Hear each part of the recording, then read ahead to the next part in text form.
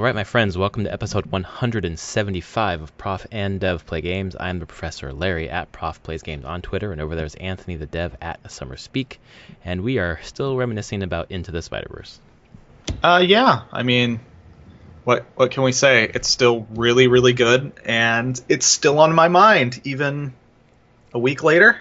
Me too. I've been reading. I'm almost done with one whole graphic novel of Spider-Man. First Spider-Man that I've really dug into, and it's the Ultimate, right? I think so. It's the arc. It's the Miles. It's the arc Miles right before Morales. Miles comes in, so it's like the Death of Spider-Man kind of arc. I wanted to read the one before it. I see. So I'm reading that right now, and I'm having a little trouble with the art style just because it's flipping between different artists, so it's really jarring. But other than that, the story is interesting. I forgot how much they like eroticize female superheroes. There's Elektra in one of the issues, and she's pornographic. But what is the one before that? I mean, so is this the same? So I don't remember at the time. The Miles thing happened whenever they reset the universe. It might be a reset because what I'm reading. So it was the issues X through X of this series, and I got through Comixology, and it's all on their unlimited. So I just did an unlimited subscription. Yeah. And then it was like, okay, so it was like 500 to 505 or whatever it was. So I said, okay, I'm going to read 495 to 499. So I don't know if it's connected in any way. I know that it's the Death of Spider-Man. That might be weirdly unconnected. Oh. So Miles, if you go find Ultimate Spider-Man #1, that's where Miles starts. It's a different universe. Had back in 2000, they basically reset it was like one of the first big times Marvel had ever done this. Well, I think reset their universe, and Ultimate Spider-Man Miles Morales was like the flagship title. But not 2000. It was 2011 was his first appearance. No, 2000. I was in college. Really? Yeah. Okay. I mean, I believe you because you were there, but when I was maybe the list that I got was like the top 5 comics with him in it, and maybe it's not his first one then. Because maybe that's not. No, the 2011 one's a different one. Okay, because that's the one I'm looking at. I don't think you're. If you want the actual origin, well, maybe it was the 2011. That's weird, though. What was Ultimate Spider-Man? Oh, maybe it is. Is it? I think I might getting confused. I don't know, because I just went and looked at a list of like top 5 Miles Morales and said this is the origin story. So I don't know if it's like the original origin story or if it's another origin story. But I'm still it's that might be it. They reset it back in 2000 to 2011. Yeah, that they did. Never mind. I thought they had reset it with Miles back in 2000. Miles, I think, came in 2011. 11, yeah. Okay. But it was after. It was still a reset that still happened. So what I think I'm doing is reading the 5 issue arc or whatever before the Miles arc. So I wanted to see if there was any continuity. I wanted to because what I understood was that Spider-Man dies and Miles takes over or something like that. So I wanted to see how Spider-Man died, and I think that's what I'm reading. But anyway, so you're thinking about the movie. I'm reading, playing the game. Yeah. Spider-Man is just kind of on board. Yeah. I've been reading Spider-Gwen. Oh yeah, with your daughter or? A little bit. I mean, she's been looking, but I've also been just reading them on my own. That one's just super confusing to actually figure out what issues. Oh right. I have 2 graphic novels from the library, but it's trying to figure out which one, how it came out. It's a little disjointed. It clearly was never expected to be a long-running series. Right. They did one 5-issue miniseries after the Spider-Verse comic. And I think that's where they thought it was going to end. But it was super popular. It was going to get, yeah. And so they started another thing, also titled Spider-Gwen. Same as the miniseries, like the mini series. So there's Spider-Gwen 1 through 5A and Spider-Gwen 1 through 5B. And that B series keeps going, and it's still going to this day.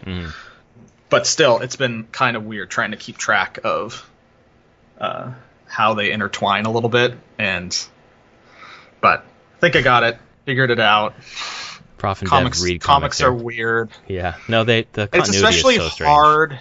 hard to read them sometimes in graphic novel form because of how they might jump between different series.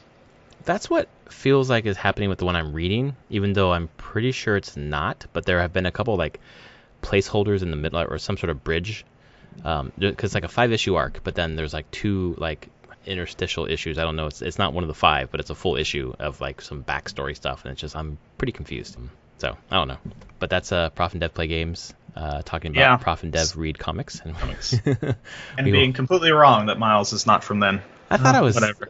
I just always thought it was older. I thought he was the thing that they did when they rebooted the universe. I remember when it happened that people, just on Twitter, like people talked about it. I didn't follow comics that time, but just people like being... This new Spider-Man is like, well, okay. So I didn't think it was 2000 because I wasn't on Twitter then. All right. Anyway, this is the beginning of 2019. There's been some crazy news. I think some news we just don't want to touch with a 10-foot pole. No. CEOs of some companies down in Texas. But so we're going to do a couple of episodes talking about what we want from certain companies in 2019 at the start of this year. So we're going to talk about Sony, Xbox, Nintendo, maybe a couple other companies as well. But we do want to start with Sony and kind of give our...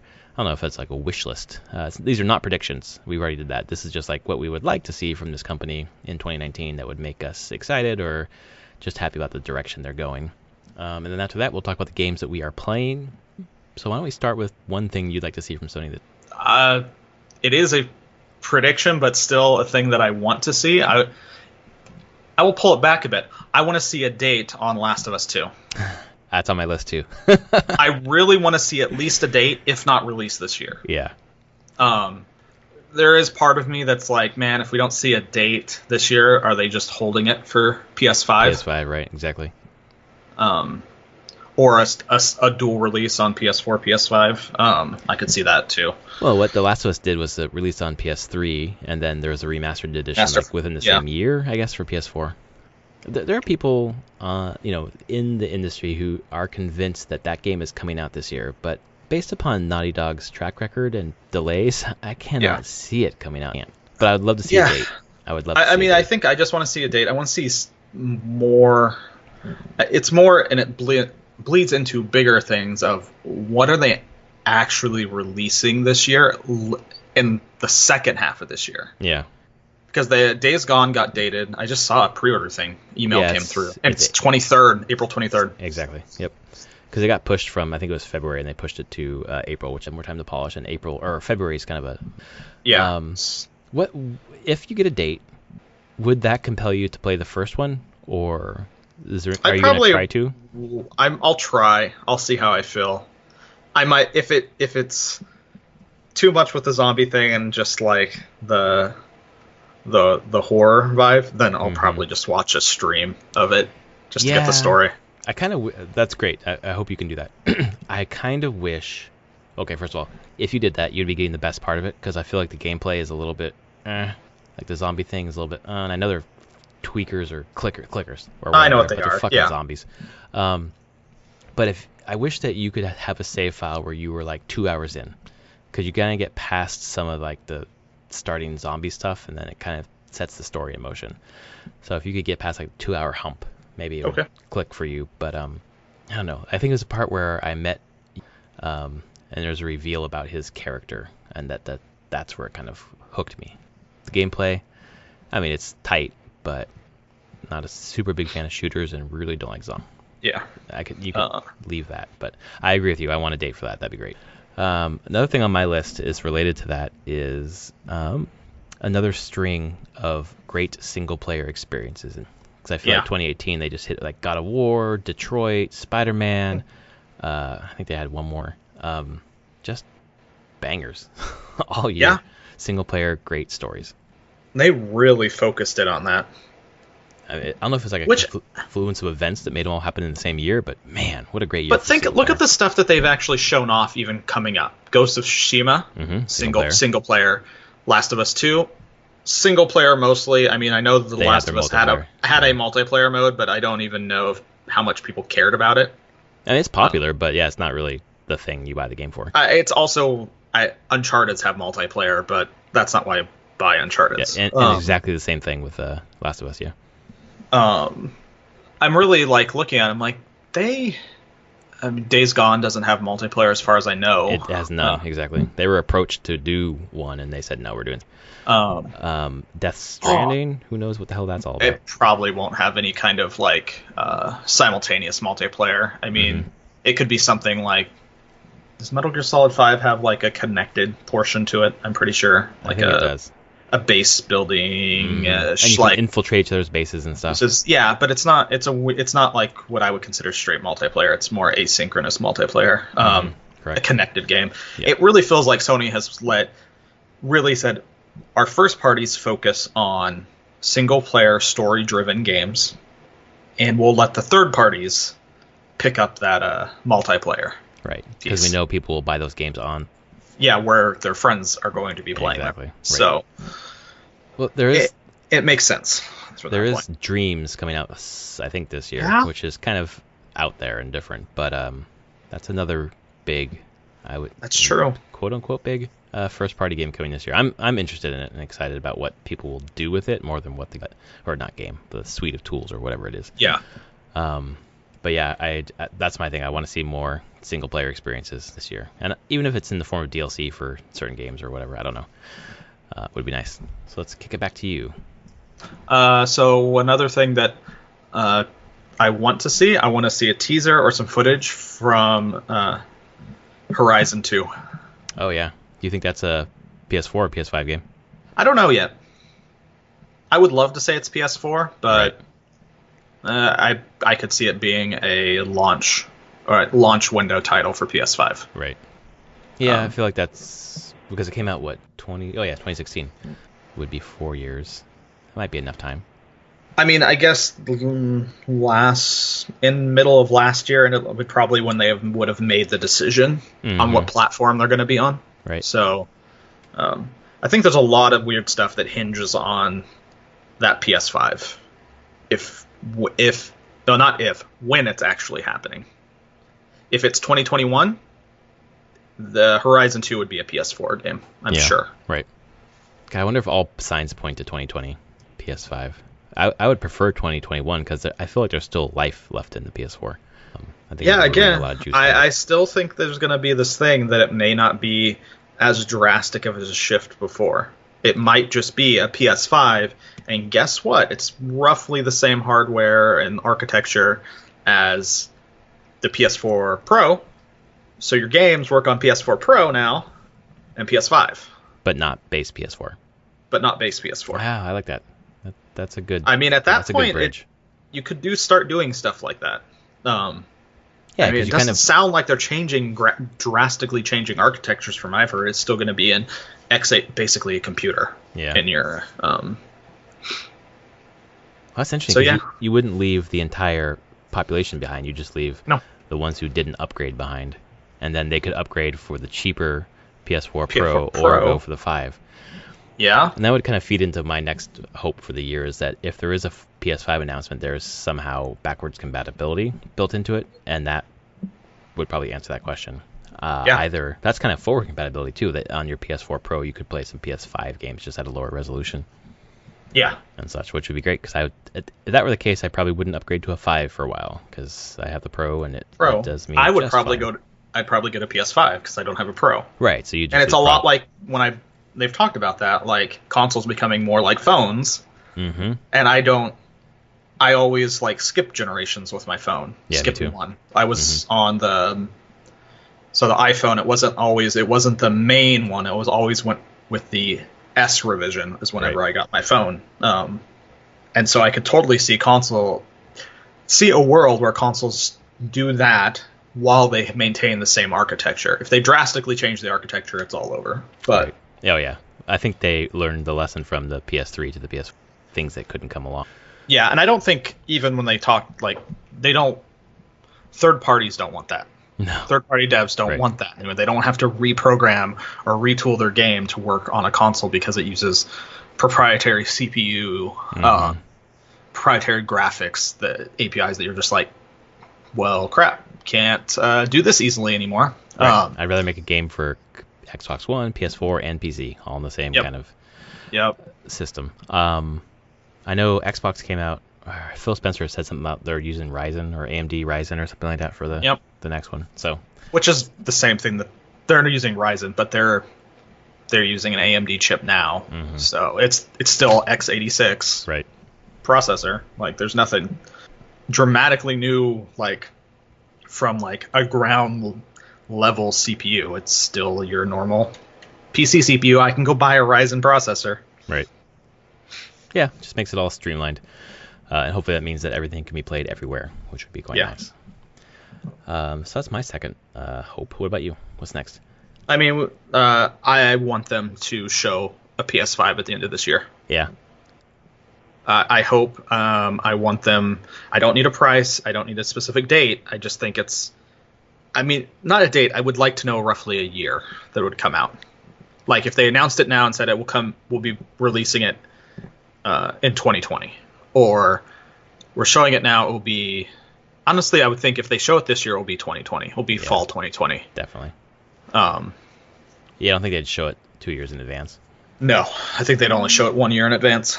They don't want to shoot themselves in the foot on sales, but no, definitely not for that long too. I think they would want to show it off, and I think if it's going to happen, if it's 2020, they'll show it off into this year, probably at a PSX or something. They'll probably bring it back just to show this off, and I would hopefully that's when they would show gameplay, like some gameplay footage, some launch titles, and then just basically being like also explaining that like here's the upgrade plan, here's the way we expect our audiences to move forward on this. Is it a complete generation jump, or is it going to be this like what we're just mentioning about this like pseudo generational upgrade kind of thing? I think that would be something they would announce when they're showing it off, to get people more in line to being like, oh, even if I go out and buy a PS4 Pro now, I'm not screwed. Right. Like, I can still play those games that you're showing. I think it would be interesting for them to do that this year and show gameplay footage of, launch titles when games like The Last of Us 2 or Ghost of Tsushima or Death Stranding are not out yet, because at least one of those are not coming out this year. Probably at least two. So for them to show like maybe Horizon Zero Dawn 2, but maybe not show The Last of Us 2, because we're still assuming that's PS4, unless they come out and say, here's Last of Us 2 footage. I would expect like when they do like an event like that, it would be full of here's a bunch of games coming out for the PS4, and then one more thing, here's the PS5. So you know that you're getting a bunch of stuff. Oh yeah, and it's not interfering with the The PS5 is not interfering with it. The PS4 audience is getting games. Yep, which is all we want. Yeah. Even not Last of Us. I'm interested in Days Gone, even though it's got zombies, because it seems like it could have a good story. If it does, and good gameplay, I think it's been delayed, and hopefully all that delay has been towards improving it. Yeah. It's just, I'm really thankful at the beginning of this, when I leaped into this generation, I asked you, like, should I get an Xbox or PS4? You're like, get the PS4, it has the games. Like, thank Christ that I listened to you, because, wow, there have not been a ton on Xbox, and then, I trust Sony's first parties to put out of quality. Yeah. So, even though it's not something I know much about, this studio, or has my attention simply because of the pedigree of Sony. Next thing for me that I'd like to see this year, which I guarantee will not happen, but I would love to see a design lab for DualShock 4 controllers, like Xbox has for its Xbox 4 controllers. So you can just go in there and customize your colors, and all the triggers are different colors, and get your stuff engraved on it. It really wasn't that expensive for Xbox, and it's really nice to have like a custom custom shell and all this stuff. Designed to how I want it. So I'd love to see that. I don't think. Another one for me, and this is going to be completely because I'm reading these comic books right now. I want some Miles Morales and Spider-Gwen DLC for a Spider-Man game. That'd be so I would great. instant buy that game right now. I wouldn't be waiting for you to finish. I'd be like, I'm buying this right now. You give me these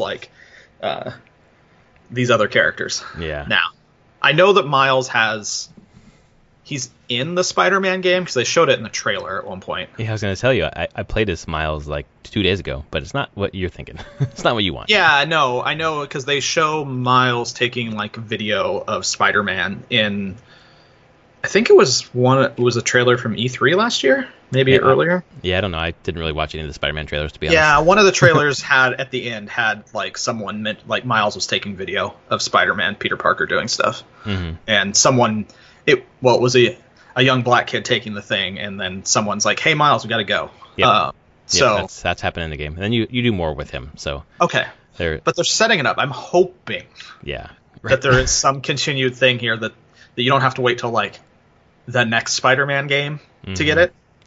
That would be cool. That would be super cool. I don't know if they have said this is our only DLC plan with the 3 games or 3 missions they just put out that are done now, I think. But I don't know how well single player DLC sells, like the tail or whatever. If it'd be better for them to wait for another game, but they have a platform. They could keep selling that content, and this is strike while the iron's hot, you know? Yeah. I don't know. Maybe Insomniac's moved on to Spider-Man 2 or something like that. Well, I would assume... I mean, that's the thing. Insomniac's not even owned by Sony. No, not at all. Yeah, second party. Well, not even second party. Independent. No, they're completely independent. It's all... totally. Because they made... they were contracted by Sony. Yeah, they made Sunset Overdrive. For Microsoft. Sony just can't, like, you make this... Which I can totally see them being like, wow, Sunset Overdrive has great locomotion, is insane to play. Like, you guys should make a Spider-Man game. Right. Like, so I can only imagine that it hit so well that Sony's like, already had... Typically, I've heard, at least historically, Sony always, when they hire a studio, they always sign for 3 games. Really? Like, they have the option for 3 games. Right. It's not like you have to, but it's very much typically in the contract. At least they did that back in the 2000s. That was a pretty common, like, yep, you sign for 1, you sign for 3. So I assume if it hit, they're just like, oh, so our contract allows you guys would make another game for us. You're making another Spider-Man. Yeah, Spider-Man 2. Yep. I think I forget the creative director hinted as much in a couple podcasts. Like, yeah, we're kind of already thinking about the next one. So. Oh, I'm sure it's part of making a game in general is like all the stuff that hits the cutting room floor, or you're like, oh, I'd love to do this. Oh, but we don't have the time, money, resources to do it. Right. Well, let's just write that down. That will be for the sequel. Well, apparently this one ends. I listened to a couple spoiler casts when I didn't really care about playing the game.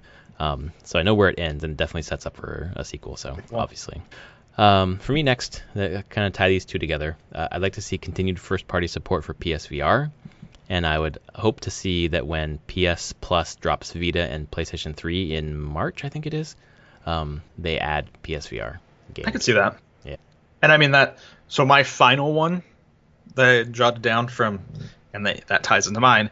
I want to see a headset refresh by the end of the year.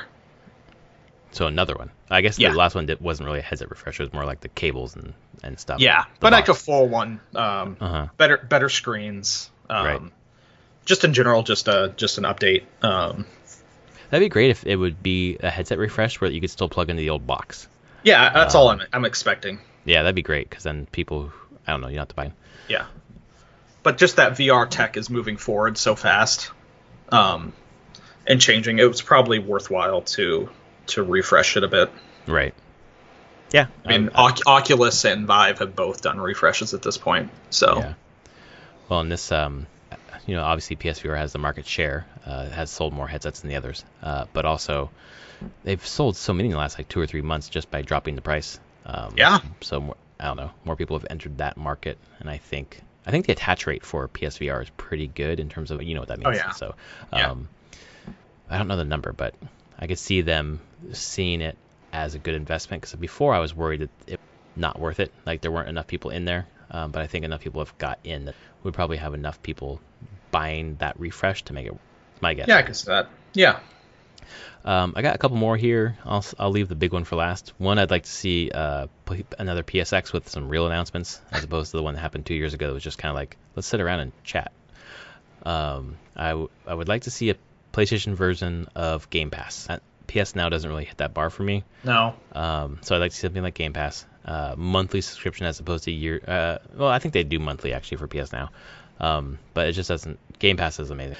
And the last one, I heard a rumor about this on a podcast, and they felt like it was credible. I don't think it's credible at all. This is pie in the sky, but I would really love to see a Vita 2 where it's basically a PS4. That's just maybe not gonna happen. But honestly, if it, I would buy it instantly. Like, I mean, maybe the market's very different with the Switch now and its success, so there might be inklings there of like, maybe we should do this again, or have a handheld, or who knows. If I could play my digital PS4, because it had to be digital games, obviously. Yeah. Digital PS4 games on the go, like without streaming, because the streaming thing doesn't really work. It would just be I would buy that over a PS5, like without a doubt. So yeah, that's kind of us tackling what we think we'd like to see from Sony. If you have anything that you'd like to see from Sony for 2019, go ahead and hit us up on Twitter at Prof Plays Games or at SummerSpeak, or you can head over to our Patreon. It's Prof and Dev Play Games over there on Patreon. Just hit the search bar and cash that in. And then we have a couple tiers. If you hit $1 a month, we'll read your name out on the show and then a little comment you have. And then $5 a month, we'll read your question for the two of us and we'll discuss your stuff. You can also hit us up there with anything you think Sony should be. And with that, let's move into what the heck. And I do want to start by saying I loaded Magic onto my computer, and I will play that when we're done. Okay, I mean, it's going to take you it'll put you through a tutorial. Yeah. And then it's going to dump you out to just say, hey, play some games. The UI of the thing looks kind of rudimentary. Is that? Yeah, I mean, it's still beta. Yeah, okay. So this is the thing. It's changed remarkably even since the early closed beta I've been in. Okay. So it's progressing. You're working through it. You also don't see the entire UI yet. Oh, okay. There's a lot of stuff that's, I think, if I remember right, I was in closed beta when I went through this, so I don't know what it's like now. Mm-hmm. It might have changed, but there's a lot of hidden stuff that you have to play your first, I think, 3 games. Mm-hmm. And then it really opens up a bunch. Like there's different, you start getting quests and different things to hey, do this, do that. Well, I'm kind of just looking at the login screen here, and it just looks like a whole interface from 2000. The login screen is just none. It's just username, password, go. Yeah, and then because there's a play free trial button, and then there's or you can pay $10 to have an account basically and get 800 cards or something like that. What? Yeah. So when I download this thing, I was gonna ask you about this because it says there's 2 ways to play. One, get an account. It's $9.99, and then you get 800 cards to jumpstart your deck or whatever. Or just hit the play free trial and select a pre-built deck and sample Magic Online gameplay without creating an account. Oh no, wrong thing. Oh, what? You're looking at Magic Online. Yes, I am. That is very old and rudimentary. Oh. You want Magic the Gathering Arena. Oh, fuck. Okay. Thanks. Thank God I mentioned this. That's why you do not want Magic Online. So, for everyone even listening, for the people that are what the hell is this? Why are there 2 online versions of Magic? So, I was about to ask you that fucking question. Magic Online came out in, when was that? Early 2000s? It sure as hell looks like it. Maybe even earlier than 2002. And it is a complete trying to replicate the experience of tabletop Magic. Uh-huh. It's not a rules engine completely. It's like a virtual tabletop almost. You're still expected to do a lot of tap your own lands. It does very rudimentary rules work behind the scenes for you. As a player, you're supposed to do a lot. The reason why it still exists is because it has every card ever in Magic playable in it. Mm-hmm. Yeah, because so you see a lot of modern. You have vintage formats people play on there. It's always just been a thing. It's not nice looking. It's not anything. But it's what's been around for 16 years. Oh, okay. Magic the Gathering Arena is not trying to replace it.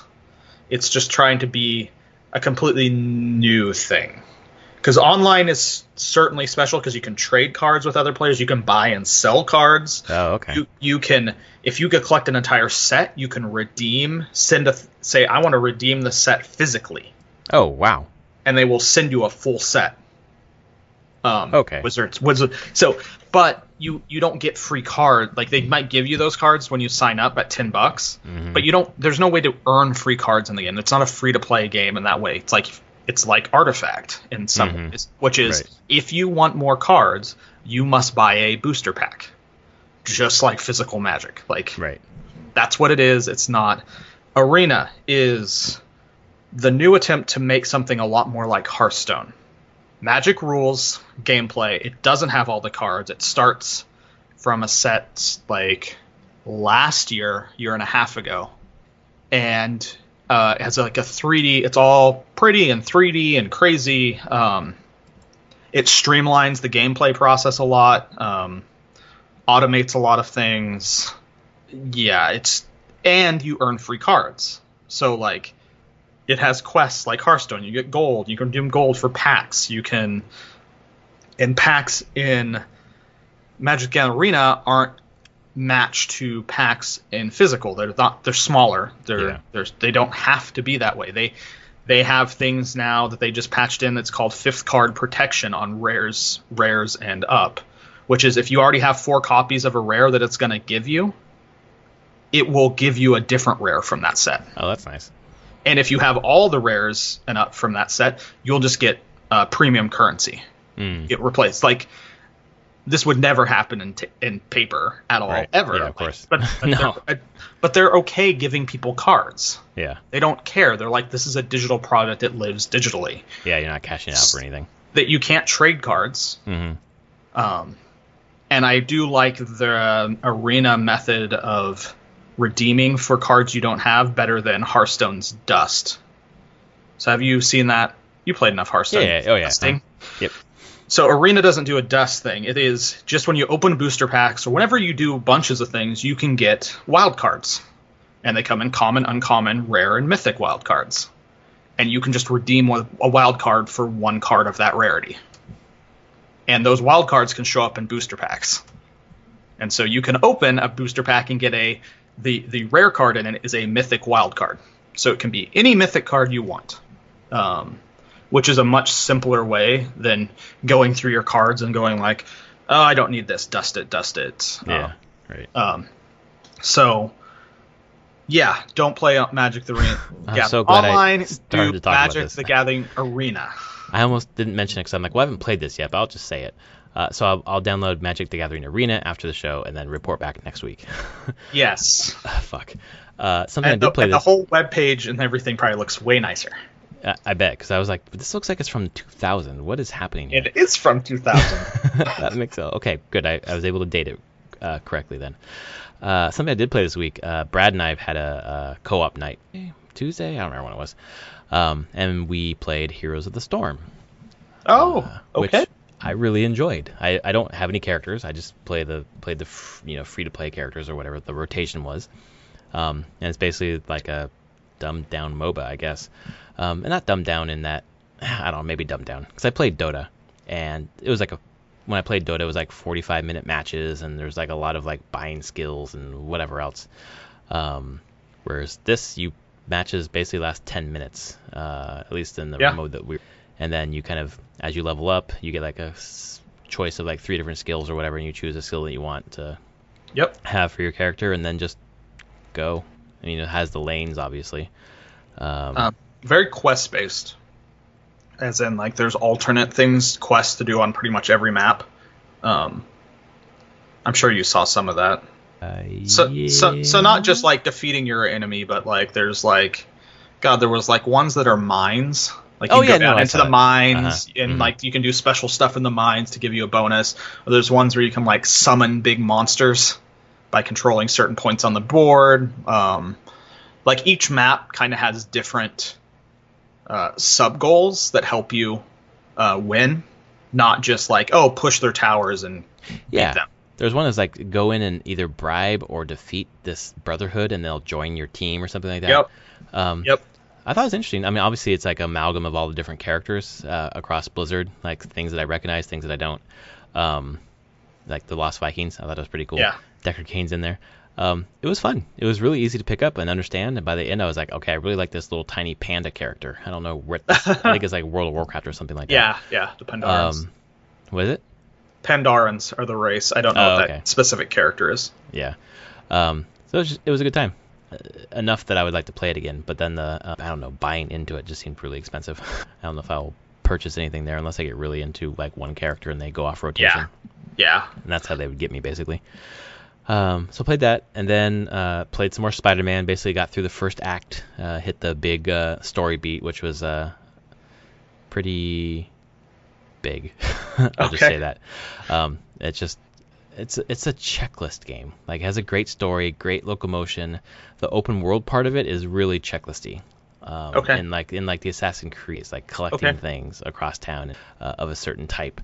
And the more you do those things, you unlock tokens, which help you open up new. So spending a lot of time just going around collecting things, and then as the story progresses, you feel like you've kind of completed your checklists, and then the next story beat opens up new things to collect. Like at first it was just opening the towers, then all of a sudden Black Cat had like different places to get hints about where she was at. And then like some dude lost all his pigeons around town, which I think is like where it jumped the shark with the checklist thing. Collecting pigeons, maybe it's something from the comics, I don't know. But the story and the locomotion is good, and if you are someone who loves checklists, this is that for me kind of drag. And the last thing I played, I started last night, went to bed with my wife. I wanted to do some gaming, but I also wanted to go to bed with her, so I brought my Switch, as you do, and I was like, what do I want to play? Well, when I'm in bed with her, she doesn't like when I play games that are really clicky. Like, I was thinking about playing Hyrule Warriors, and I was like, I'm going to be hitting that X or Y button a lot, so I'm going to not do that. What do I got? What story-based game do I have? And I had purchased, when it had come out, Quarantine Circular, which is a Mike Bithell game, which is the sequel, or like a follow-up to Subsurface Circular. I don't know if you know the games at all. You probably do. I'm like, oh, okay, I'll play this. Man, it is good. Like, it's a great story. I don't know if it's a great game because there's not much game to it. It's a text adventure set against like they have like the 3D models of the characters, and you can see who you're talking as, and it kind of the camera pivots depending on who you're talking to, but it's just in the middle there's just text. So my wife is like, hey, what are you playing? And I was like, I'm playing this basically I'm reading a story, text-based game, and she's like, why is it so small? I was like, I don't know, because the screen real estate, the text takes up like the center, maybe a fifth of it. But as the story progresses and you get choices, and based on your choices, the story changes, and you are able to talk to different people or not talk to different people. But the point of this whole thing is there's basically an alien who is quarantined. They're blaming this alien for spreading this virus. It's basically, and he's there for a different reason. It's about trying to figure out why he's there, and do you trust him, do you not? And it switches perspectives, where you're the alien for a bit, and then you're not the alien, you're the people who are quarantining the.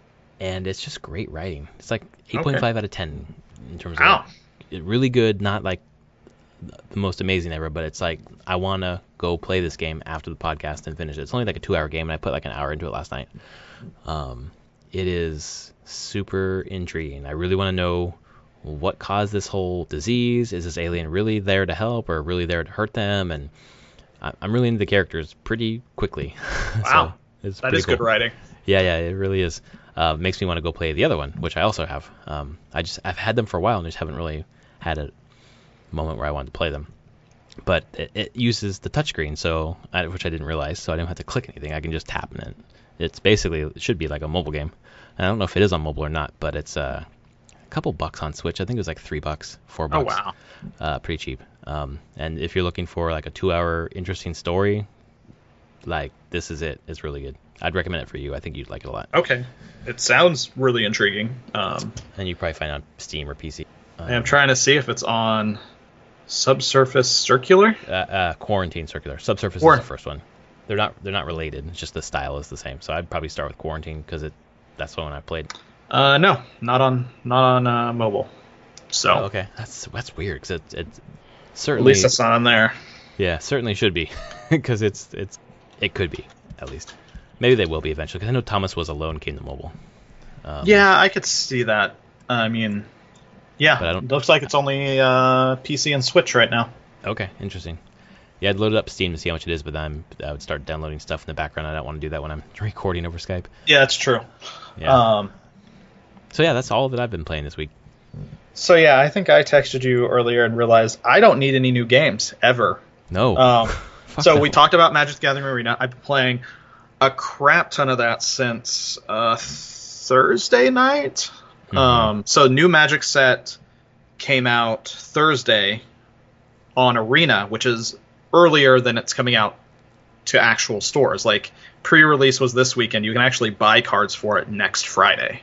The new Ravnica? Yeah, Ravnica Allegiance. Oh, yeah. Okay.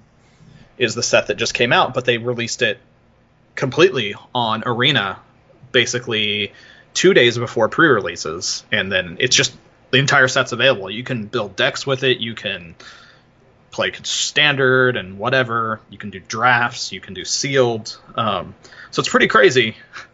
They're totally using this as I'm sure people who are really into it physically, they're like, oh, I'm going to play Thursday and Friday on Arena, do like drafts and sealed there, so that when I go to a store on Saturday and Sunday for the pre-release, I've already know what's kind of there. That's fucking genius. Oh, it's genius. Oh, wow. Crap. Yeah. Man, that pissed me off if I didn't have that advanced knowledge. When you go to pre-releases, they give you one of your pre-release pack comes with a card that gives you a code for a free draft on Magic Arena.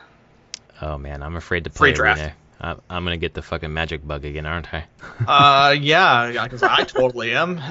But it's a very cheap way to play. And if you are enjoying it, I would recommend they have like a welcome pack or anything like that. Like you can only buy it one time, and it's a great value. Awesome. Okay. It feels really good, and like I said, they're not skimping on giving people cards. They don't. It definitely never feels like they're nickel and diming you for anything. Right. The only thing that there is like where they probably make a good chunk of their money is joining sealed and draft events, because it does cost currency to join those. Some premium currency, and then there's the soft currency you can just earn while playing the game that you can also use for some drafts and sealeds. But meh. I put in I think $10 last week, and I'm still running off that same $10 because I keep winning enough to make back what I that's awesome. what I paid. So yeah, totally. I'm like, sure, I'm getting value. It's great. But it's just a great way to play Magic. And I realized, and I'm like, oh, I could go out to a pre-release this weekend. Why not? I could talk to my wife. Maybe that could work. And I'm like, no, I don't want physical cards. I have no reason for physical cards.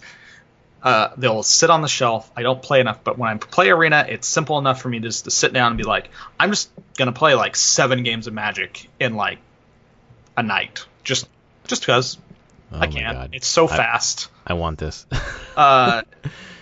Yeah, it's been a ton of fun, and I realize it's free to play, and I've talked about it before, but every 3 months there's a new Magic set, and the only reason this is super exciting for me is I really like Ravnica as a world and a setting. The setting, yeah. There's 10 guilds, and they split up the guilds into 2 different sets. This one that just came out has the guild I really like in it, which is Orzhov, which is black-white. Mm-hmm. And I love black-white decks. So I feel like Ravnica is where I came in at. I remember I have a soft spot in my heart for Ravnica, too. It was like Return to Ravnica. Return to Ravnica, yeah. Because the original Ravnica was 2005, 2006. Yeah, that was not me. Which I totally 2010 or something like that. I totally played in that one. Mm-hmm. That was my every 5 or 6 years I get back into Magic time. Whenever it's Ravnica. No, well now it just happens to be Ravnica, but because I played a little bit in high school, had a little bit and some stuff there, and then I didn't play it all during college, and then like a year after college I played in Mirrodin, which was the first set where they changed the borders, like the look of the cards on the front. That was cool. And then I stopped. That was like 2003, and then I stopped in 2006. I played again at only Ravnica a bit, and then it was a bunch of years till like 2011, and then I played Innistrad, which is the horror themed one. Oh yeah, I've seen that. Hope they go. I really like those cards. Oh god, that world was so cool, and that game, the card design was great. I love the card design, absolutely. And then a little bit of Return to Ravnica, and then I stopped, and then I got back into it right now for this one when they came back to Ravnica. I was like, oh, it's been 5-6 years. This is great. Although I'm pretty sure storyline wise, Ravnica is gonna get pretty changed. because there is a whole story going on behind the scenes, and I think they're going to do some pretty major shifts in the storyline. So they've done 2 sets. There's a 3rd final set for this Ravnica cycle, and I think it's going to drastically change, if not destroy this world, and just be done with it. Yeah. It's going to be different. I know that. They're building to something big, which will be good. They've returned to this world a lot, so it's time, I think, to move on. So, yep, playing lots of Magic. And then Diablo 3 dropped. Oh, fucking season 16. Shit. So I have it on Switch, and I get to play it on Switch. Chose a Demon Hunter this time, and going to town. Oh, God. Like, level 40 now. Yeah. So, Of course you are. Yeah, pretty much. I really want to get on this season. I heard... I just read a bunch of articles about it, and was like, I got to do it. I have never done a season, so I've got... Yeah, it's enjoyable. I mean, eventually I'll stop playing again, even with the season, and then I'll stop, and then I'll wait till the next season starts. Right. It's generally fun. I mean, we were playing Diablo 2, and I still play Diablo 3. I'll take back and say that Diablo 3 is easier. It can be easier if you want it to be. It gives the player a lot more choice on where they want to put it on the difficulty curve. Right. I will say that it is very binary still, though, in the I live or die standpoint, because it can very much just be like, I just insta-die. I don't know what happened. Something hit me and I popped. But it does allow for you that choice of like, well, how difficult do I want it right now? But you're not really punished for playing it on easier difficulties. It's just different that way. But yeah, I'm having a blast with it still. And having it on the Switch, God, I love it on the Switch. That's nice. I can just have it anywhere. It's just bad, but good. And how do the visuals hold up? I don't know if I asked you that. Yeah, they hold up fine. Okay. I would say that the characters themselves, like when they're really up close, are a little bit, the textures are a little bit muddy, but you never see your character up close unless you're pausing the game. But whenever it's just the top down going on, I don't know. It looks like Diablo 3 to me. Yeah. There's particles and explosions and tons of monsters, and the frame rate stays super high, so whatever. That's what you need. It's basically the console version, so... That's great. Yeah. I think that's where I'm going to do the season, although maybe I'll do my P... I don't know. Maybe on the PS4 so I can build toward that platinum. Yeah, PS4 would be a good one. I do prefer just playing it on console now, so... The gamepad they've done a good job of... I'm a heathen, I know, but... Who cares? Play where you want to play. It feels so much better to me now. Play on mobile, who cares? Oh, God. Immortal. Hey, maybe they will. Yeah. And that's where, like, the last thing, bunch of Dragalia Lost still. Oh, shit, I forgot I played that this week, too. Go ahead. So they have their latest thing that came out.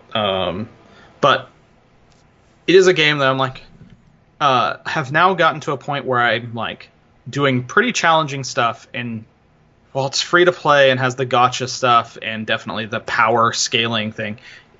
For the high level quests and events and stuff, you really have to be on it. You have to know your swipes to dodge, which way to go, your hold and release, force strikes, know what abilities. Like all my characters have 3 abilities that they can use at different points, so I'm doing a lot of juggling and of abilities. There's a weird amount of nuance to the game that I don't think you would notice when you first pick up playing, but as you play more and more, you'll start realizing, oh, there's a lot more going on here. The thing that I notice is how well it plays. I'm so surprised that it's easy to move, easy to dodge, easy to use your skill, easy to attack. I really haven't had too many inputs that I didn't mean. Yeah. And I'm playing my iPad, and I'm not playing on my phone. I don't know what you play on. Phone. Oh, okay. And I was just laying in bed. I played like an hour. I think I got through like 3 or 4 story missions, and just quick little missions, basically. They're super quick. Yeah, obviously it's built for mobile, like the time that people put into playing. But I was surprised at how good it is. What essentially is like an ARPG, right? Yeah, I mean it's a mobile ARPG. It's definitely the thing that made me go like, well, maybe you could do a Diablo something on the phone. That's exactly what I was thinking when I was playing. I was like, this is like the test bed for Diablo on the phone. Like, this kind of works, and what the hell is happening? Yeah. Yeah. Obviously it could be a similar experience on a gamepad, but if they put it on the Switch or whatever. But I think they've done a good job of making this thing work in mobile in a way that it's probably making them a lot of money, I assume. Yeah, ridiculous amount. Like Yeah, 3 times more than Fire Emblem Heroes. No way. Are you serious? Yeah. Oh, Yeah. shit. And Fire Emblem Heroes is making them quite a bit of money. Yeah, no, this is done really well for Nintendo. Okay. Yeah, no, it's I want to play more, so I can. And it's cute and whatever, and I don't know, I'm super just into the weeds on it with like statting up my characters and like just Min-maxing and whatever. Oh yeah, I'm really down that hole. And like that's what these games are about for the most part. Totally. It's like you That's start fun. just yeah. I am surprised how much actual like text and story is in the game though. There was a lot when I was playing. There I was is like, a wow, okay. ton. And Yeah. there's a ton more that you probably haven't even come across because there's like every character you get has like separate story cutscenes. As you start getting them from your pools, there's like a whole separate area of like character stories. And there's like 5 or 6 chapters to each one. It's all the dragons have stories. Dang. I'm like, how do they? One, I like this is a lot of stuff someone's writing, the team is writing, Right. and wow, this is a lot of text that has to be translated. Yep. Um, Yeah, no, it's. I was surprised by the amount of content there was just for playing after an hour, and I assume I've just barely scratched the surface. Yeah. For a free-to-play game, I assume, obviously it's making them money, so people are paying, the whales are paying for us to play, and I don't think you put that much money into it. No, actually, weirdly, they've said that the average person they have a pretty high average revenue per player. I believe it was something like $28 a person per player. Something like that. 24, like maybe. Pretty good for that. It was pretty good, but it was funny because one of my friends was like, "That's exactly the amount of money I spent on it." Shit. It's like I don't plan on spending anymore, but that's crazy. Yeah. Maybe that's the amount that you pay to get maybe the best value proposition, I guess. I think it is actually overall, Mm-hmm. and over time sort of thing. Right. That's cool. So it's great. I mean, it definitely, whenever they announced Diablo Immortal, I was like, well, maybe I don't completely hate this because I can see how this might work. How you can make an action RPG work on a phone. I don't want Immortal tied in with all this extra free to play crap on top of it or anything. I would actually like a more traditional one price, get it? Yeah, traditional Diablo experience, but I can see how the controls might work and be okay with it. Right. Yeah, for me, I don't believe that it detracts from Diablo 4. So if I can have another Diablo experience in the interim, fine. That sounds good. I'll check it out. I mean, if it's me leveling a character and finding loot and gear to make my character better and do cool things, I'll be okay, really. Yeah, and it's 100% going to do that. So. I like that loop. Yeah. I won't argue. I am really kind of a junkie when it comes to the ARPG loop, gameplay loop. Right. There's a reason why so many games are trying to put that into their Call of Duty or Destiny or whatever else. Assassin's Creed. Assassin's Creed. Yep, Assassin's Creed. Exactly. Although in that one it was less. I cared less about it in Assassin's Creed other than like what it looked like. I wanted the legendaries. Oh yeah, that's true. I want the legendaries for the engravings, so I can like min-max my engravings. Have you touched the DLC by the way? I have not. Yeah. Okay. I've been so busy. Like that's one of the it's definitely on my list, but I need to move the PS4 into my office if I'm going to be doing that, so I can play it later at night. I feel more comfortable in there playing later at night. Right. And I've just been working so much, and I don't. Yeah. It's like usually once work's done and like the kids are in bed, I'm like, I just want something a little bit more mindless right now. That's how we are when the kid goes to bed. We are not TV watchers, and when the kid's in bed, we watch TV for an hour. We give ourselves a limit, and we watch certain shows or whatever. By the way, we're watching Bodyguard on Netflix. I don't know if you've heard of that. No. It's a Richard Madden, who is Rob Stark. He stars in it. Okay. It's just a 6-episode political thriller that is fucking fantastic. So if you're into political thrillers, Bodyguard. It's not the Kevin Costner thing, by the way, at all. It's super good. So. Speaking of Netflix and that, I just saw, because I was going to put a show on for my daughter this morning, and they have a new Carmen Sandiego. Is it already out? Yeah, it came out. Because I heard about this. Oh, shit. Okay. New animated Carmen Sandiego. And I'm like, really? I'm really excited about that. I didn't know it was already out. It is out, and it was front and center on my daughter's oh my god, I watch that. Homepage whenever, because I have the kids are on a separate kids profile.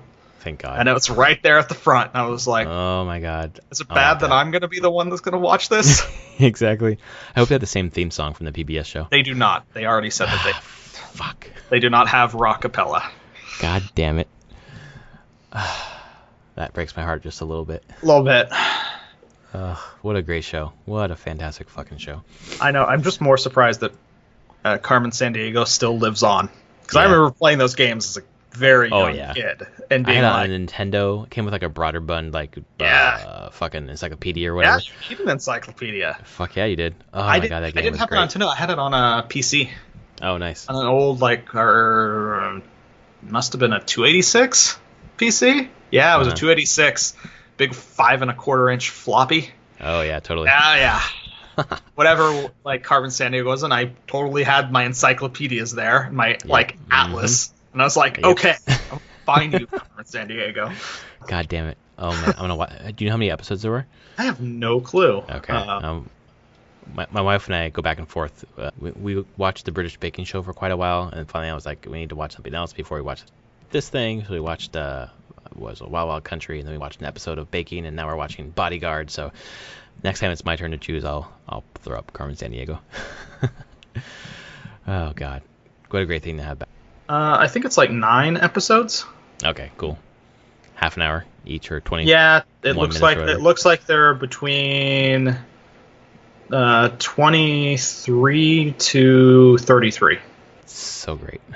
And I guess if it's popular, a lot of the way Netflix has been doing their cartoons and animated stuff now, the ones that they make, is they do these 7 to 9 episode seasons, I would say in quotes, but releasing multiple times a year.